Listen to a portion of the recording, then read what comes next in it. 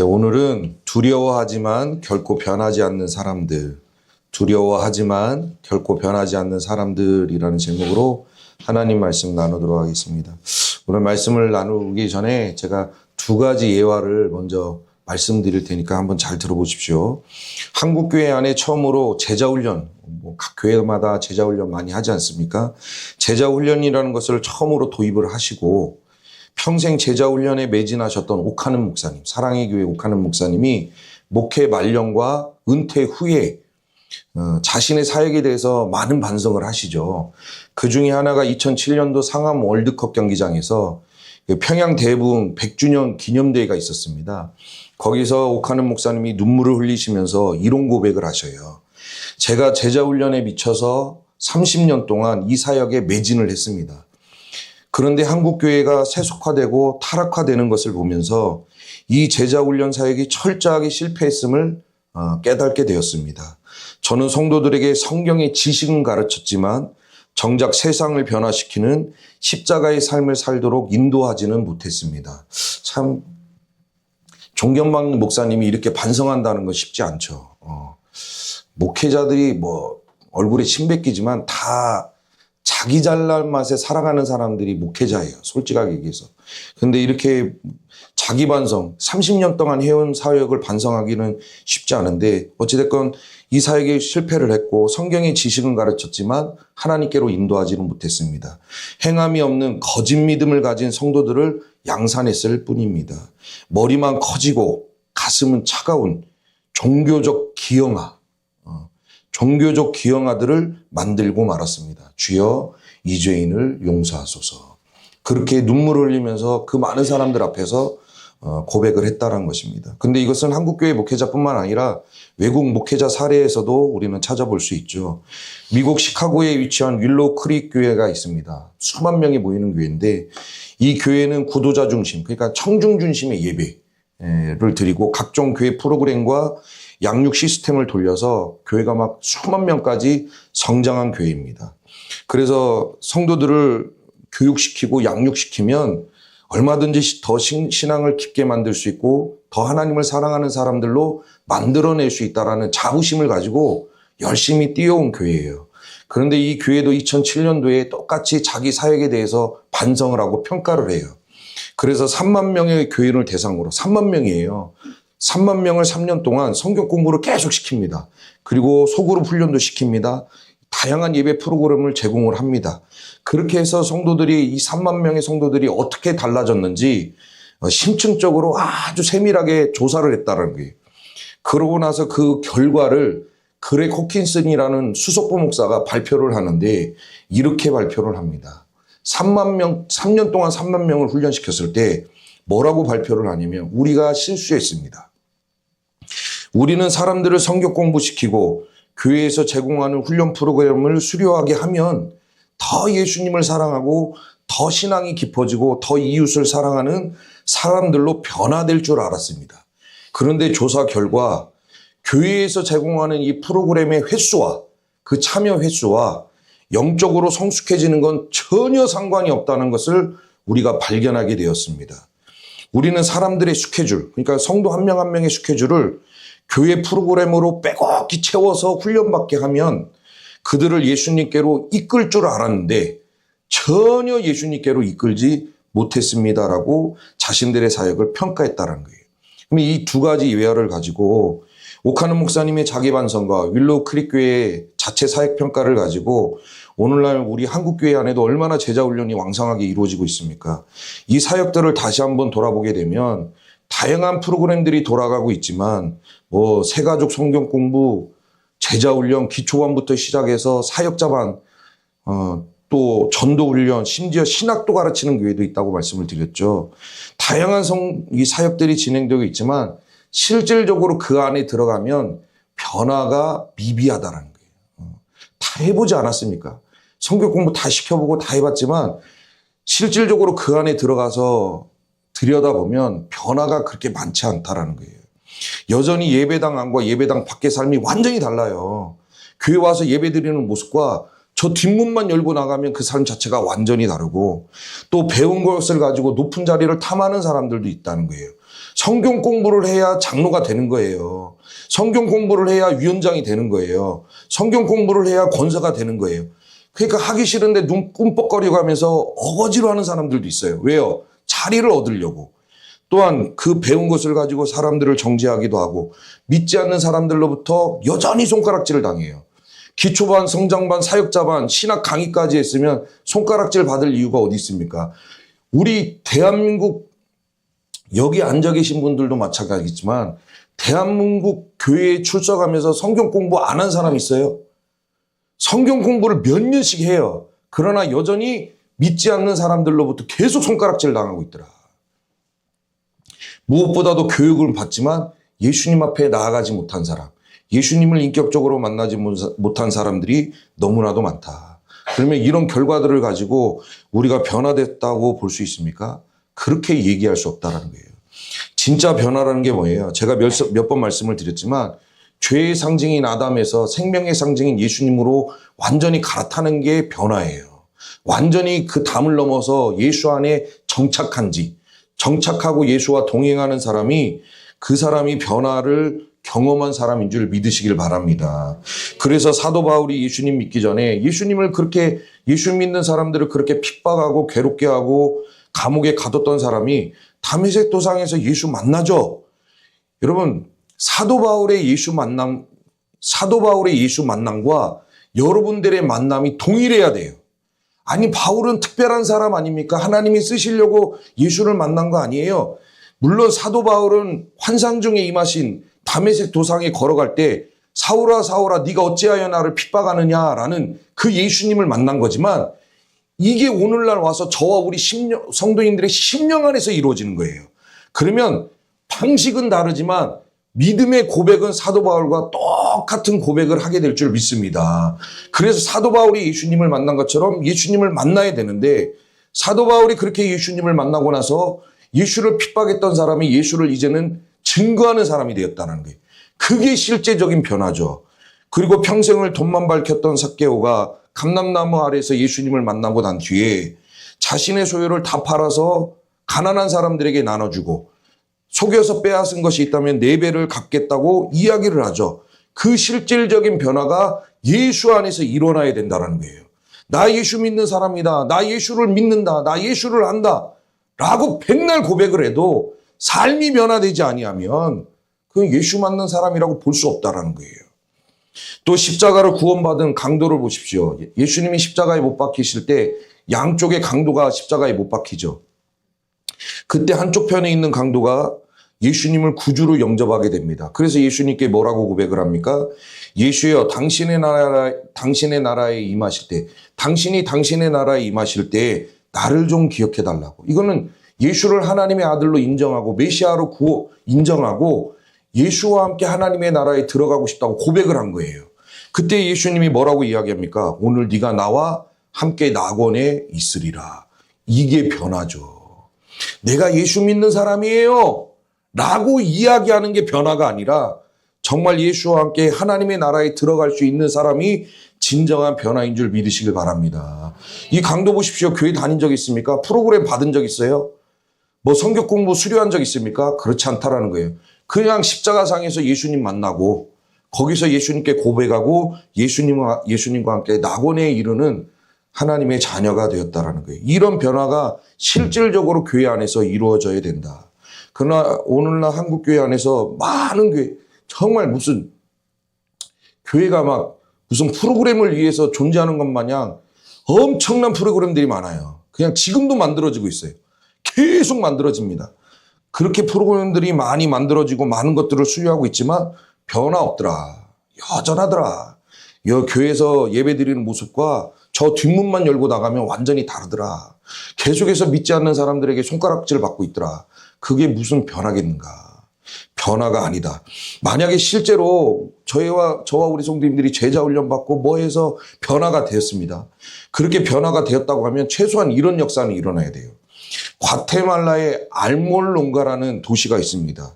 인구가 2만 명 정도 되는 도시인데 이 도시 안에 술집이 36개가 있어요. 그리고 이 도시는 알코올 중독에 쩌들었고 가정폭력과 가난과 우상 숭배로 찌들어져 있는 그런 도시였다라는 거예요. 감옥이 4개가 있는데 감옥이 항상 붐벼요. 시장처럼. 죄 짓는 사람들이 많아서 4개의 감옥이 있는데 거기 항상 사람들이 바글바글해요. 그런데 마리아노 리스카이라는 목사님이 예수 믿는 사람들을 이제 마음을 움직여서 우리 이 도시를 위해서 기도합시다. 이대로 가면 안 됩니다. 정말 변화될 수 있도록 하나님의 은혜가 임할 수 있도록 우리 이 도시를 변화시켜달라고 하나님 앞에 기도합시다라고 해서 그 목사님을 중심으로 사람들이 기도했다라는 거예요. 그런데 하나님이 은혜를 주셔요. 은혜를 주셔서 도시 전체가 회개운동이 일어나는데 2만 명 중에 90%가 예수님을 믿어요. 예수님을 만났고 예수님을 믿는 사람들이 되었다는 거예요. 그래서 어떤 일이 벌어지냐면 36개의 술집이 있었는데 33개가 문을 닫아요. 왜? 예수님 믿고 술을 안 먹어요. 가지도 않으니까 33개가 폐업을 해서 문을 닫고 그래서 그 술집이 교회와 상점으로 바뀌었다는 거예요. 오늘날에는 거꾸로 됐죠. 오늘날은 교회가 자꾸 넘어가요. 그 유럽에 으리으리하게 지어놓은 그 모든 교회들이 레스토랑으로 다 바뀌고 있어요, 지금. 그 이슬람으로 넘어가고 있고. 근데 여기는 33개가 문을 닫고 교회로 바뀌었다는 거예요. 상점화로 바뀌고 4개의 감옥도 범죄자가 줄어들어서 4개의 감옥이 다 문을 닫았다는 거예요. 그리고 그 감옥을 뭐로 쓰냐면 리모델링을 해서 결혼식장을 썼다는 거예요. 결혼식장과 연회장으로 바뀌었다. 그리고 하나님이 이 축복만 아니라 이 도시의 전체에 은혜를 줘가지고 땅을 비옥하게 하나님이 만들어주셔요. 그래서 예전에는 4개의 트럭으로 농산물을 이렇게 출하하는 도시였는데 지금 현재는 50대의 트럭이 농산물을 출하할 정도로 하나님이 그 땅에 복을 주셨다. 그래서 경제적으로 성장을 했는데 이게 바로 예수를 만난 거고 예수를 믿는 거고 은혜를 받은 거고 이게 변화입니다. 한국교회가 정말 변화됐다. 그렇게 많은 프로그램을 돌려서 여기저기 제자 훈련하고 성경 공부해서 예수 믿는 사람들이 많아졌다면 최소 알롤몬가 정도는 아니더라도 이 도시는 정도는 아니더라도 믿지 않는 사람들한테 손가락질은 안 받아야죠. 익산 가서 물어보십시오. 여러분들이 예수 안 믿는 사람 붙들고 교회에 대해서 어떻게 생각하시냐고 물어보시라고요. 교회 다니는 사람 말고. 전부 욕은 안 해도 고개는 절레절레 흔들어요. 이 전주 볼 거 없어요. 군산도 볼 거 없어요. 익산만 보더라도. 만약에 정말 예수 믿고 변화된 사람들이 교회 안에 많아졌다면 기독교를 바라보는 신뢰도와 호감도는 올라가야죠. 2025년도에 한국 리서치가 또 조사를 했어요. 종교에 대한 호감도를 또 조사했는데 1위가 불교예요. 뭔데 불교가 1위를 합니까? 어쩌다 한 번씩 가는 불교가. 불교가 54점 1위, 2위가 천주교 52점, 기독교가 34점이에요. 4위가 누군지 아십니까? 원불교. 저기 서울 가서 원불교 물어보십시오. 알지도 못해요. 익산에서나 유명하지. 근데 그 원불교와 기독교가 34점이고 원불교가 30점이에요. 4점 차이밖에 안 나요. 그러니까 교회를 바라보는 사람들의 시선이 뭐예요? 신뢰도가 없다. 니네들이 하면 그렇지 뭐. 변화가 없어요. 근데 목사님들하고 대화를 해보면 만족도는 엄청 높아요. 제가 목사님 이렇게 무슨 프로그램이 있네 하는 목사님들을 가끔씩 만나서 물어보면 항상 목사님 그렇게 하시면 예수님을 인격적으로 만나는 사람들이 나옵니까? 라고 물어보면 그럼요. 그렇게 해서 사람들이 달라지고 변화가 됩니까? 그럼요. 그러니까 목사님들의 자부심은 어마어마해. 저도 하나로교회에 대한 자부심이 있지 않겠어요? 우리 성도님들이 어떻게 생각을 하든 저도 하나로교회를 바라보는 자부심이 있듯이 각 목사님들마다 교회에 대한 자부심이 있고 그 안에서 돌아가는 그 프로그램에 대한 자부심이 어마어마해요. 이거 받으면 지금 당장 하나님 나라 올라갈 것처럼 지금 한 6개월짜리 훈련 받으면 당장 변화돼가지고 막 장로도 될 수 있을 것처럼 자부심이 어마어마하나 여전하더라. 믿지 않는 사람들한테 여전히 손가락질을 받고 여전히 교회에 대한 신뢰도는 없고 계속해서 추락하죠. 계속해서 추락해 가요. 엄청나게 문 닫는 교회도 많고요. 변화가 없다. 실질적으로 변화가 없다. 그러면 이유가 뭐냐라는 거예요. 이렇게 프로그램들이 많이 돌아가는데도 변화가 없는 이유가 뭐냐. 제가 이번 주에 그 명절에 쉬면서 도대체 왜 그럴까? 도대체 왜 그럴까? 왜 이렇게 많은 것들을 배우고 많은 것들을 고군분투하는데도 불구하고 변화되지 않는 이유가 뭐냐? 제가 고민하다가 떠오르는 본문이 오늘 본문이에요. 오늘 본문의 말씀에 보면 바울이 가이사랴에 이제 구금되어 있죠. 죄수의 신분으로 이렇게 갇혀 있는데 로마의 총독 벨릭스와 그의 아내 두루실라가 바울을 초청해서 복음을 들어요. 근데 원래 벨릭스는 노예 출신이죠. 원래 로마의 노예인데 형이 황제의 총애를 얻어서 어떻게 하다 보니까 지금 유대 총독으로 온 거예요. 그런데 타키투스라는 역사학자가 이 벨릭스에 대해서 뭐라고 얘기를 했냐면 벨릭스에는 노예의 마음을 가지고 왕의 권력을 휘두른 자라고 했어요. 그래서 뭐라고 했냐? 아주 잔인한 인간이다. 아주 잔인하고 뇌물 좋아하고 그리고 부패한 권력자가 벨릭스였어요. 그런데 그의 아내 두루실라는 누구냐? 그 동방 박사가 아기 예수 만나러 왔죠. 그래서 헤롯 대왕이 아기 예수 만나면 나 좀 알려달라. 나도 경배해야겠다라고 이야기하는데 동방 박사가 그냥 돌아가잖아요. 그때 헤롯 대왕이 뭐라고 얘기하냐면 그 기간을 봐서 2살 아래로 남자아이들 다 죽여라 그러죠.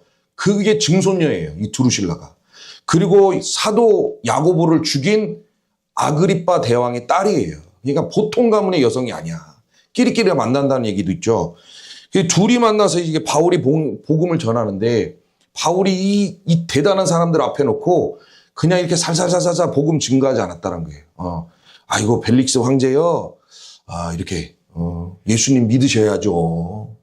예수님 믿으셔야 천국 갑니다. 이런 식으로 하지 않고 평이하게 하지 않은 게 아니라 이 잔인하고 뇌물 좋아하고 부패하고 권력을 사랑했던 이들에게 아주 그냥 절제 장차오는 심판에 대해서 이야기하면서 그 심령을 찔러가면서 복음을 증거했다는 거예요. 팍팍. 우리 성도님들도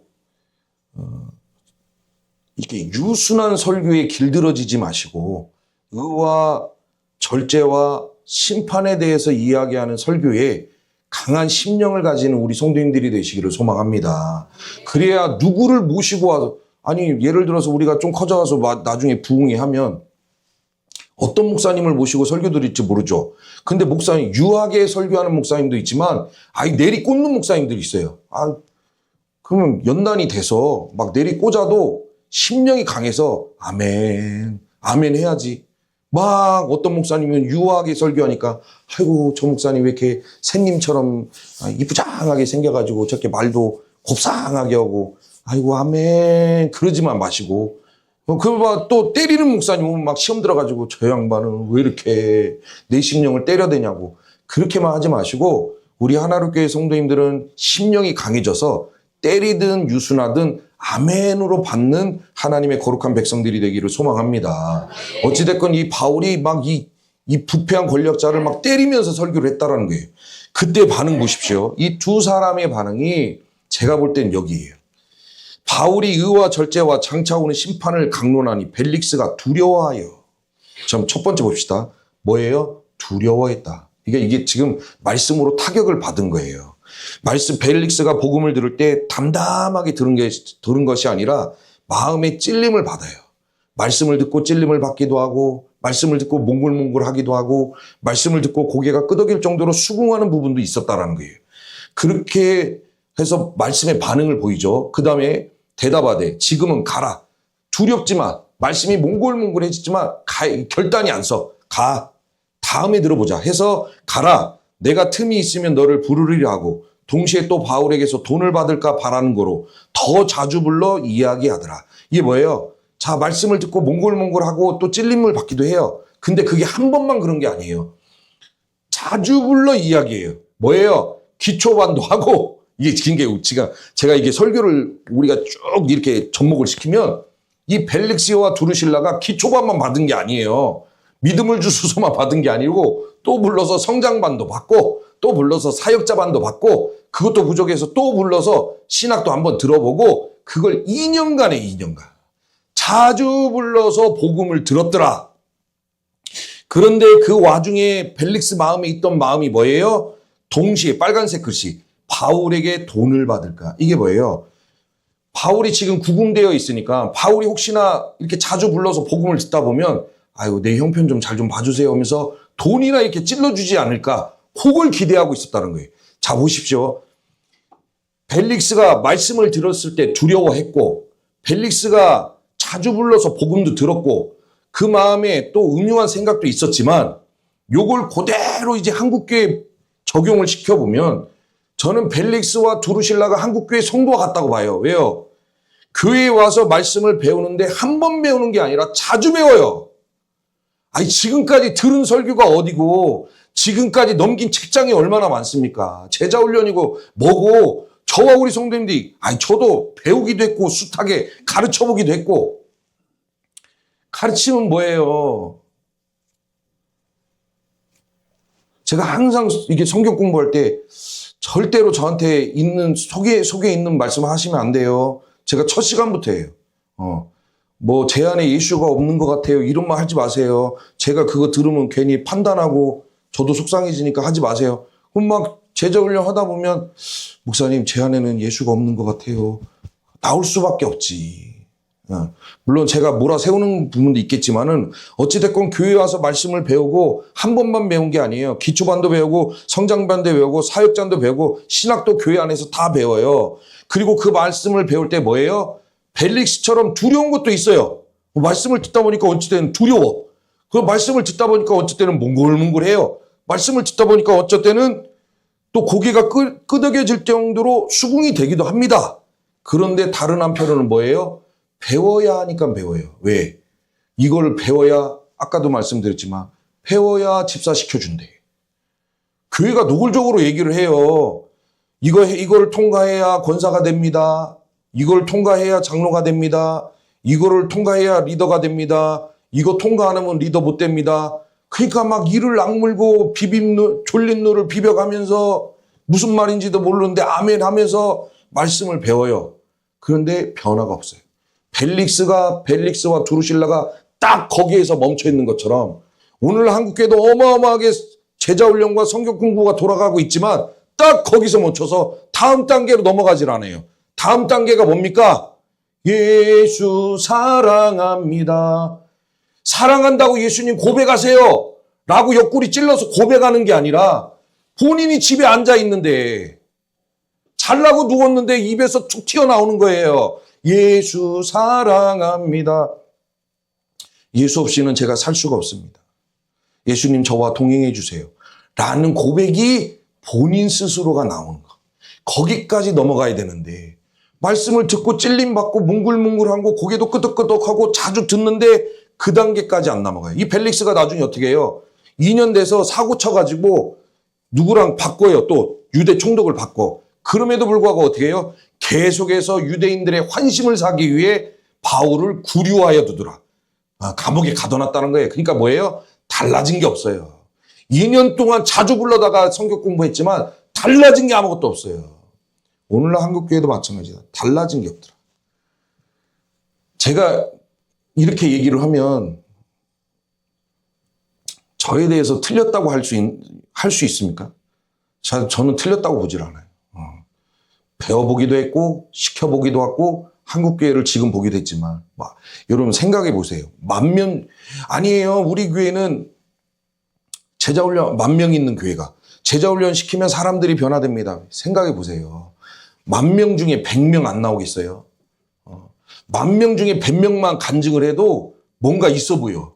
근데 우리 교회처럼 뭐 20명밖에 안 되는 교회가 계속 가르쳐봐야 한두 명 나올까 말까 하는데 그러니까 없는 것처럼 보이고 실질적으로 들어가면 없더라. 하나 변화된 거 없어요. 똑같고 지금 오히려 교회를 극보수 막 어게인 윤 어게인 막 윤의 어게인을 외치는 데가 교회고 그렇게 더 손가락질 받고 있는 데가 교회다. 그래서 변화가 안 되더라. 많이 쏟아 부어도 변화가 안 되더라. 그러면 이제 결론으로 그러면 이걸 어떻게 극복을 해야 되냐. 방법은 진짜 하나밖에 없어요. 요한복음 14장 26절 보혜사 곧 아버지께서 내 이름으로 보내실 성령 그가 너희에게 모든 것을 가르치시고 내가 너희에게 말한 모든 것을 생각나게 하시라. 사람이 하나님의 말씀을 증거해도 변화시키는 이는 누구십니까? 성령님이 하십니다.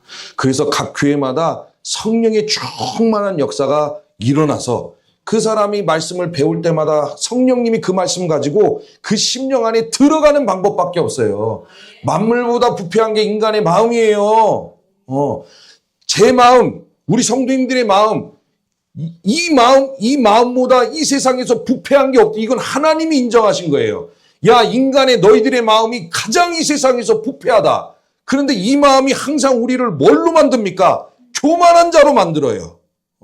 말씀 앞에서 이 부패한 마음이 우리를 교만하게 만들고, 거짓되게 만들고, 완악하게 만들고. 그래서 뭐예요? 내가 듣기 싫은 말씀 오면 막 야구방망이 치듯이, 야구방망이로 막 야구 치듯이, 꽁 치듯이 막 쳐대는 거 아닙니까? 내가 듣고 싶은 것만 듣고, 내가 듣기 싫은 거, 내가 거부스러운 거, 내가 아직 하나님의 은혜를 받지 못한 거, 그게 막 날라오면 야구방망이로 치기 바쁘다라는 거예요. 그게 인간의 부패한 마음이다. 그런데 그 마음을 완전히 허물어뜨리고 녹이고 착살내서 은혜 받게 하시는 이가 누구예요? 성령이다, 성령. 그래서 우리 하나로교회는 하나님의 성령, 부어주시는 성령이 가득한 교회가 될 수 있기를 소망합니다. 제가 1년 좀 넘어, 1년 반 됐죠. 원래 성격이 급하기도 하지만 계속 무슨 생각이냐면 똑같으면 어떻게 하나. 내가 지금까지 봐왔던 교회, 내가 지금까지 거쳐왔던 교회, 그런 교회나 이 하나로 교회나 똑같으면 어떻게 하나. 성령의 역사도 없고 누가 변화되는 사람도 없고 예수 사랑합니다 스스로 고백하는 사람도 없고, 시간 지나면 벨릭스처럼 돌아가고, 시간 지나면 드루실라처럼 돌아가고, 2년을 배워도 또 돌아가고, 결정적인 순간에 그렇게 배워놓고 장로 투표에서 떨어지면 어디로 도망가 버리고. 그래서 우리 하나로 교회도 똑같으면 어떻게 하나. 어떻게 하나. 그런 근심이 커요. 물론 성격이 막 엄청 급한 것도 사실이에요. 급해서 당장 결과를 봐야 돼. 막 그런 것도 있지만은 어찌됐건 저와 우리 성도님들이 하나로 교회를 위해서 기도하시고, 여기 와서 지금 예배하시는 분들 다 하나님의 나라에 가야 되지 않겠습니까? 하나님의 나라에 갈 수 있는 방법은 예수밖에 없어요. 그래서 하나님이 너희들 어떻게 여기까지 왔냐 물어보실 때 뭐라고 고백해야 됩니까? 예수 따라왔지요.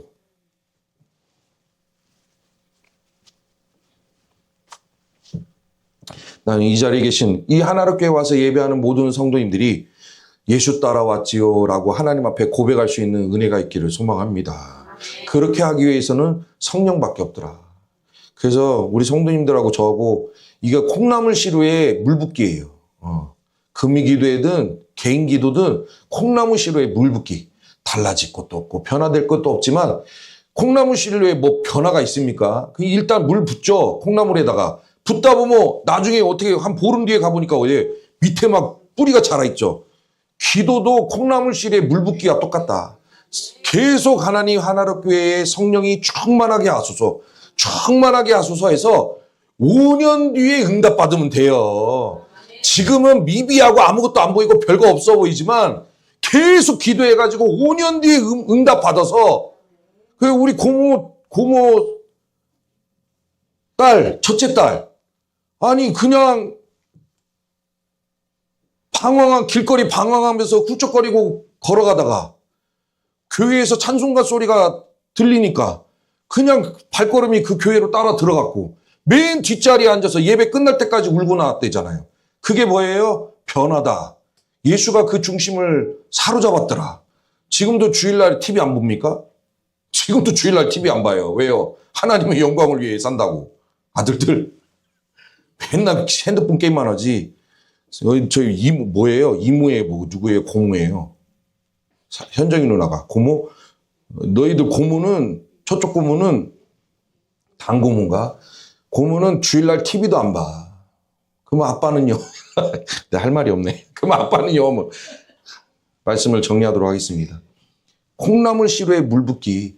언젠가 응답 받으면 돼요. 지금 막 그냥 이 기도가 지금 응답이 되는 건지 많은지 몰라도 계속 들이다 붓다 보면 5년 뒤에 응답 받아. 그래서 이 자리에 들어오는 사람들마다 막 자꾸 예수 만나네. 뭐 성경 공부도 안 했는데 들어와서 앉아있는데 예수 만나고, 들어와서 앉았는데 훌쩍거리고, 들어와서 앉아있는데 예수님 사랑한다고 고백하고, 그런 하나로 교회가 될 수 있기를 소망합니다. 하나로 교회가 끝이 저도 잘 모르겠어요. 솔직하게 얘기해서. 어디까지, 뭐 자꾸 저보고 이런 얘기 하지 말라고 그러는데, 모든 건 우리가 다 이렇게 이쪽 길도 열어놓고 저쪽 길도 다 열어놔야 되지 않겠어요? 이쪽 길은 은혜의 길인데, 어찌됐건 하나님이 은혜 주셔서 이 하나로 교회가 예수 만나서 변화되는 역사가 계속해서 나오고, 그 변화된 모습을 저와 우리 성도님들이 목도할 수 있는 복된 교회로 성장할 수 있기를 주의 이름으로 축복합니다.